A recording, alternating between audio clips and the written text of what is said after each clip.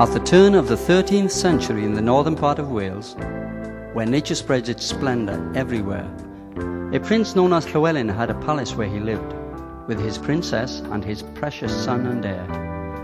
Hunting was his favourite sport, and he did it well, in the vales and forests of the countryside, and at the foot of Snowdon through the pleasant summer months, in a lodge he would occasionally reside. Of all his many hunting dogs, not one could quite compare with Beddgelert, both in courage or in pace, a friend of all the family, affectionately described as a lamb at home, a lion in the chase. One day the prince and princess went out hunting in the hills, along with all the dogs they proudly kept.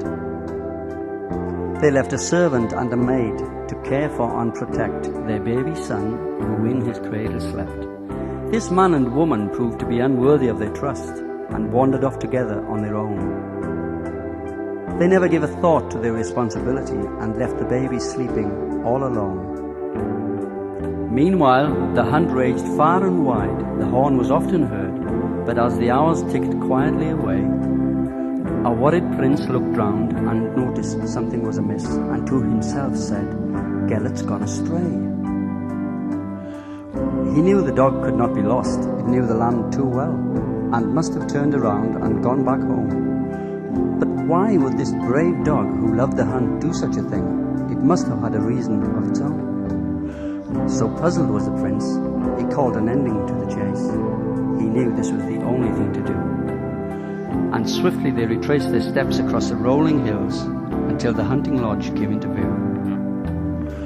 Llywelyn, on approaching, saw the door was open wide, and in the doorway faithful Beddgelert stood.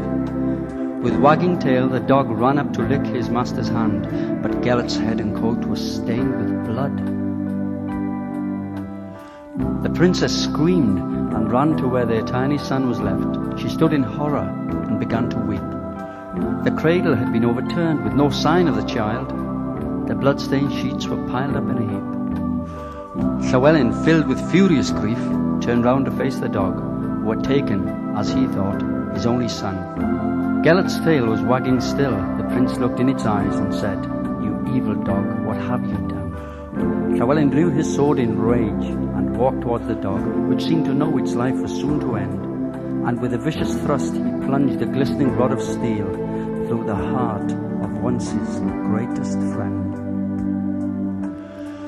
Beddgelert gave a dying yell, but like an echo came a familiar cry the prince had heard before.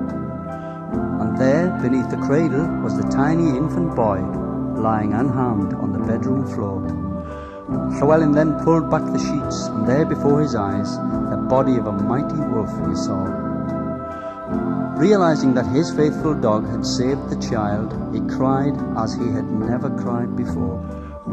He vowed the memory of his dog would live forevermore, a memory which of time has stood the test. For in a nearby meadow, in a grave he marked with stones, he finally laid his dearest friend to rest. And now a village marks the spot of Gellert's lonely grave, named in honour of the faithful hound. Beddgelert means the grave of Beddgelert, and for passers-by a monumental headstone can be found. So if you're ever close at hand in this delightful spot, spare a moment's silence for the brave, and you can add your name to all the many through the years who have dropped a tear on faithful Gellert's grave.